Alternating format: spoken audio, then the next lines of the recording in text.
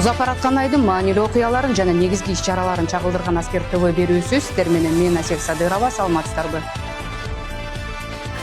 Бүгүнкү күндө учкучсуз авиациялык комплекстер, чалгындоо жана байкоо каражаттары, жогорку тактыктагы коргонуу системалары алынып, куралдуу күчтөр биринчи жолу кеңири технологиялык мүмкүнчүлүккө ээ болууда. Алынып жаткан техникалардын катарын толуктап, 2026-жылдын 20-январында армиянын мобилдүүлүгүн, башкаруунун ыкчамдуулугун жана өздүк курамдын коопсуз кыймылын камсыздоо багытында Кыргыз Республикасынын министрлер кабинетинин төрагасы Адылбек Касымалиев Кыргыз Республикасынын коргоо министри генерал-майор Руслан Мукамбетовго 81 даана автоунаалар менен атайын өзгөчө техникаларды тапшырды. Тилүү реформанын алкагында ар бир аскер бөлүккө заманбап техникаларды киргизип атабыз. Бул жерде учкучу жок учактарыбыз бизде өндүрүлүп жаткан дагы көрсөтөбүз. Булар деген азыркы заманга азыркы талаптарга жооп берет болчу. Заманбап технологияны өздөштүргөн кесипкөй адистердин армиясына айлануу иши системдүү түрдө ишке ашырылууда.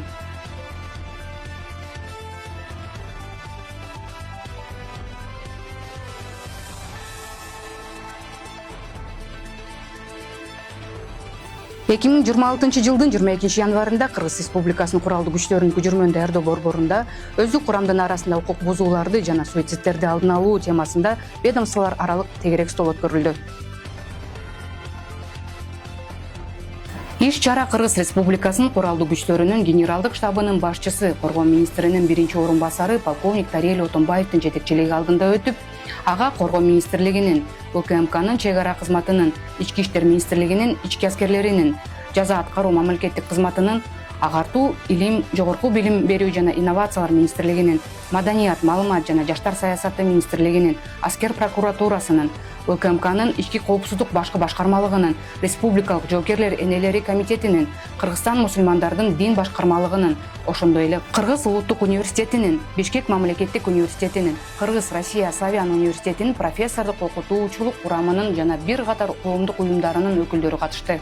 Тегерек столдун жүрүшүндө коргоо министрлигинин жооптуу кызмат адамдарынын баяндамалары окулуп талкууланды. Атап айтканда, жарандарды мөөнөттүү аскердик жана альтернативдик кызматка чакыруу маселелери, мөөнөттүү аскердик жана альтернативдик кызматка чакырылуучуларды тандоонун жана сапатын жогорулатуунун маселелери, тарбиялык иштердин ролу жана орду боюнча, ошондой эле куралдуу күчтөрдүн кошуундарында, бөлүктөрүндө жана мекемелеринде дарылоочу профилактикалык иштерди уюштуруу жана өткөрүү маселелери боюнча баяндамалар жасалды. Иш-чаранын жыйынтыгында тегерек столдун катышуучулары Кыргыз Республикасынын күч төзүмдөрүнүн өздүк курамынын арасында укук бузууларды жана суицидтерди алдын алуу маселелери боюнча мындан аркы биргелешкен кызматташууга жалпы кызыктар экендигин билдиришти. Түздөн тез сор, түздөнү ортого.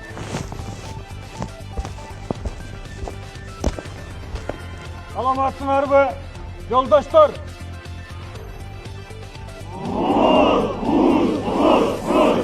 Эркен тор.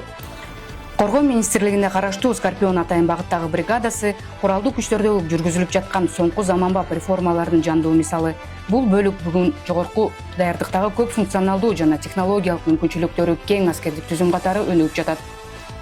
Бүгүн биз Скорпион атайын багыттагы бригадасында иш алып барабыз. Биз менен биргеликте Улуттук телерадио корпорациясынын Ала Тоо 24 телеканалынын чыгармачылык иштөө иштемекчи. Ал эми өздүк курамдын күнүмдүк иш тартиби менен Кыргыз Республикасынын куралдуу күчтөрүнүн генералдык штабынын башчысы, коргоо министринин биринчи орун басары тааныштырмакчы.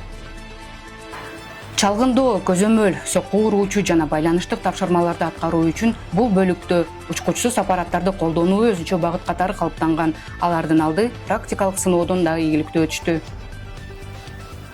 Ошондой эле жаңы куралдар менен камсыз болду бул аскер бөлүк. Тактап айтсак, ошол учкучсуз аппараттар менен камсыздалды. Ошондой эле ошол бөлүкчөлөрдү түптөдүк. Андан тышкары снайпердик топтор түзүлгөн, дагы башка түзүмдөр. Бул эмнеден келип чыккан? Россия менен Украинанын согушун биз талдоо жүргүзүп, анализдеп, ошонун негизинде азыркы ушу ишке ашкан сунуштарды бергенбиз, жетекчилик колдоп берди. Ошонун негизинде мына бүгүнкү күндө биз буну уже толук кандуу ишке ашырып, азыр көргөзгөнгө даярбыз. Кандай гана мыкты мүнөздөмөгө ээ болбосун, техника өзү эле жыйынтык бербейт. Аны колдонгон адам негизги фактор. Ошондуктан Коргоо министрлигинде аскер кызматчыларын даярдоонун стандарттары кайра каралып, жаңы заман талабына ылайык машыгуу сабактары киргизилген.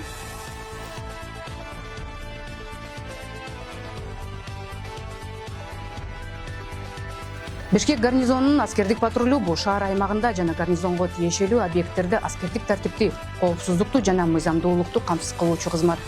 Бишкек гарнизону боюнча патруль башчыларынын кызматы Кыргыз Республикасынын президентинин 2022 жылдын 28 декабрындагы номер 413 Кыргыз Республикасынын куралдуу күчтөрүнүн, башка аскердик түзүлүштөрүнүн жана мыйзам менен аскердик кызмат каралган мамлекеттик органдарынын аскер кызматчыларынын аскер кийим формасын кийүүнүн, айырмалоочу белгилерди жана жабдыктарды тагынуусунун бирдиктүү эрежелерин бекитүү жөнүндө жарлыгына ылайык жана Кыргыз Республикасынын куралдуу күчтөрүнүн жалпы аскердик уставынын талаптарынын негизинде уюштурулат.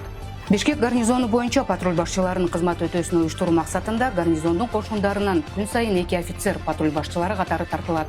Дайындалган патруль башчылары бекитилген 10 маршрут аркылуу куралдуу күчтөрдүн жана башка аскердик түзүлүштөрдүн, ошондой эле мыйзам менен аскердик кызмат каралган мамлекеттик органдардын аскер кызматчылары тарабынан коомдук тартипти, аскердик кийимдин кийүүнүн эрежелерин сактоо жана саптык уставдын талаптарын сакталуусун көзөмөлгө алышат.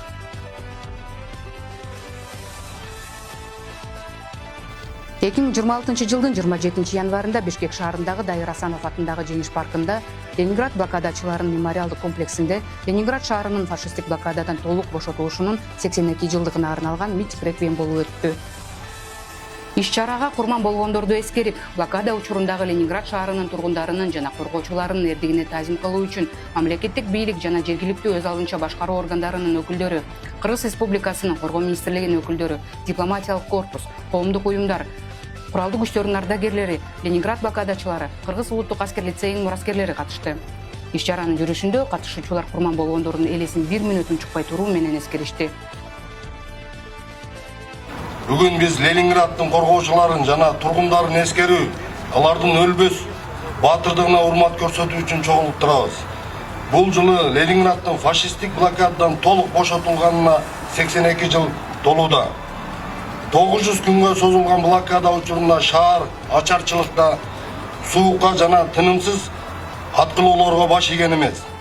Ленинграддын коргоочулары менен тургундарынын кайратмандыгы, чыдамкайлыгы жана мекенге берилгендиги адамзат тарыхындагы улуу эркиндиктин символу болуп калды. Иш-чаранын катышуучулары Ленинград блокадасындагы шаар тургундарынын кайраттуулугун, туруктуулугун жана өз жанын аябаган эрдигин белгилеп, алардын фашизмди жеңүүдөгү баа жетки салымын жана тарыхый чындыкты келечек муундарга сактап калуунун маанилүүлүгүн баса белгилешти. Соңку айдын негизги жаңылыктары мына ушулар болду. Сиздер менен кайрадан көрүшкөнчө саламатта туруңуздар.